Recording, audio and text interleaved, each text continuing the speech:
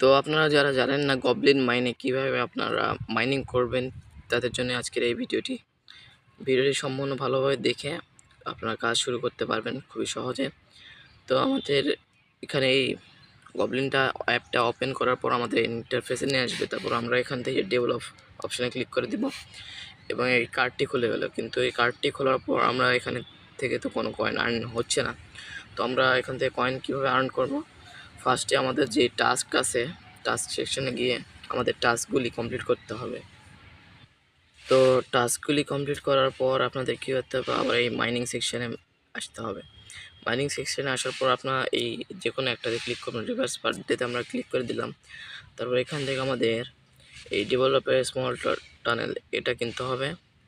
এগুলো আপনারা পারচেজ করে নেবেন 2টা 3টা 4টা। তারপর টুলস, তার আগে আমরা এখন কি করব? এখানে স্লটগুলি